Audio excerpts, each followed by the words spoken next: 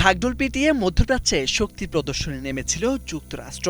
একাধিক বিমানবাহী রণতরী মোতায়েন করে ইরানের উপর চাপ তৈরির চেষ্টা ছিল ওয়াশিংটনের, কিন্তু কাজের কাজ কিছুই করতে পারেনি মার্কিন বাহিনী। উল্টো ইরান হরমুজ প্রণালীতে শক্ত অবরোধ ও অবস্থান করে পুরো পরিস্থিতিকে নিজেদের কবজায় নিয়ে যায়। ইরানের বিরুদ্ধে অভিযানে অংশ নেওয়ার পর ইউএসএস জেরাল্ড আর ফোর্ড এখন সেই অঞ্চল ছেড়ে গেছে। মার্কিন এক কর্মকর্তার তথ্য মতে ইরানের বিরুদ্ধে অভিযানে অংশ নেওয়ার পর রণতরীটি সরে গিয়ে এখন ইউরোপীয় কমান্ডের আওতায় অবস্থান করছে। তবে মধ্যপ্রাচ্যে এখনও যুক্তরাষ্ট্রের প্রায় ২০টি যুদ্ধ জাহাজ মোতায়েন রয়েছে, যার মধ্যে আছে ইউএসএস আব্রাহাম লিঙ্কন এবং ইউএসএস জর্জ এইচ.ডব্লিউ. বুশ নামের দুটি বিমানবাহী রণতরীও। তবে এই শক্তি প্রদর্শনের মাঝেই কৌশলগতভাবে নিজেদের অবস্থান শক্ত করেছে ইরান। গুরুত্বপূর্ণ হরমুজ প্রণালী নিয়ন্ত্রণে রেখে তেহরান কার্যত জ্বালানি পরিবহন ও বৈশ্বিক বাণিজ্য রুটে চাপ সৃষ্টি করেছে।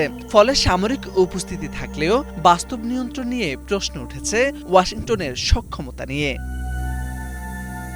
প্রায় ১০ মাস সমুদ্রে থাকা ফোর্ড শুধু সামরিক অভিযানে নয়, নানা সমস্যার কারণেও আলোচনায় এসেছে। চলতি বছরের মার্চে জাহাজটির লঞ্চি রুমে আগুন লাগে, আহত হন নাবিকরাও।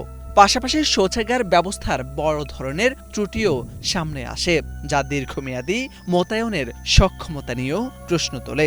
জাহাজটি টানা ৩০০ দিনেরও বেশি সময় সমুদ্রে মোতায়েন ছিল, যা আধুনিক মার্কিন বিমানবাহী রণতরীগুলোর জন্য অন্যতম এক রেকর্ডও। দীর্ঘদিনের এই মিশনের পর নাবিকদের বিশ্রাম এবং জাহাজের রক্ষণাবেক্ষণের জন্য এটি নিজ ঘাঁটিতে ফেরত পাঠানোর প্রয়োজন ছিল বলে মনে করছেন বিশেষজ্ঞরা।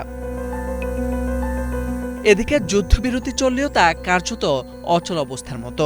বিশ্লেষকদের মতে ইরানের সঙ্গে স্থবির হয়ে পড়া শান্তি আলোচনা এবং যুদ্ধবিরতি পরিস্থিতির প্রেক্ষাপটে মার্কিন প্রশাসন তাদের সামরিক অবস্থান পুনর্নির্ধারণ করেছে। ইরান হরমুজ প্রণালীতে চলাচল নিয়ন্ত্রণ করছে, অন্যদিকে যুক্তরাষ্ট্র ইরানের বন্দরগুলো অবরোধ করে রেখেছে। রণতরী থাকলেও নিয়ন্ত্রণের পাল্লা কোন দিকে ভারী, সেটি হয়ে উঠেছে সবচেয়ে বড় প্রশ্ন। মোরশেদ আলম, বাংলা ভিশন।